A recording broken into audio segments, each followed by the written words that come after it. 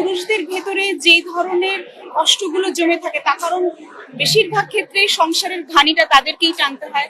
তারাও কিন্তু ভীষণভাবে ডিপ্রেশনে ভুগে। তো সেই জায়গাটা মানসিক স্বাস্থ্যের জায়গাটাতেও আমাদের নজর দিতে হবে।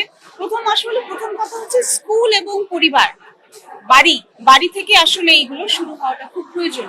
আজকে আসিয়ার ঘটনা কতদিন হয়েছে, তনুর ঘটনা কতদিন হয়েছে, এবং আমরা কোনো দৃষ্টান্তমূলক শাস্তি দিতে পারি না বলেই কিন্তু আরেকটি ঘটনা হয়তো বা সামনেও ঘটে যেতে পারে।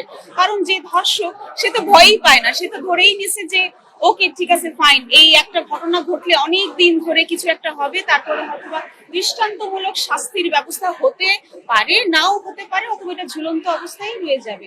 তো আমার বিনীতভাবে অনুরোধ থাকবে একজন নারী হিসেবে, বাংলাদেশের নাগরিক হিসেবে, যে আমরা যত দ্রুত দৃষ্টান্তমূলক শাস্তির ব্যবস্থা করব ততই বেশি আমরা আস্থা ফিরে পাবো সাধারণ জনগণদের। একটি আসিয়ার ঘটনা অথবা যে কোনো একটা তনুর ঘটনা কিন্তু কোনো বিক্ষিপ্ত ঘটনা নয়। এটা সম্মিলিতভাবে আমরা জাতিগতভাবে আমাদের নীতির কি ধরনের চর্চা, আমার বোধের কি ধরনের চর্চা, আমাদের পারিবারিক কি শিক্ষা, আমরা বাড়িতে কিভাবে নারীকে সম্মান করছি, একটি বাবা তার মার সাথে কিভাবে আচরণ করছে, সেভাবে কিন্তু সম্মিলিত ভাবে কিন্তু একটি জাতি গঠন হয়। একটি আসিয়ার ঘটনা, একটি তনুর ঘটনা কিন্তু কোনোভাবে বিক্ষিপ্ত ঘটনা নয়। আমরা কিন্তু শুধুমাত্র এক পেশে হয়ে বলতে পারি না না না এটা আমার দ্বারা তো হয়নি, না এটা আমাদের দ্বারাই হয়েছে। আমাদের শিক্ষা ব্যবস্থা, আমাদের চিকিৎসা, আমাদের এবং আমাদের আরেকটি বিষয় আমার কাছে সবসময় মনে হয় যে আমরা ঢাকাকে কেন্দ্র করেই যেন সবকিছু আয়োজন করি।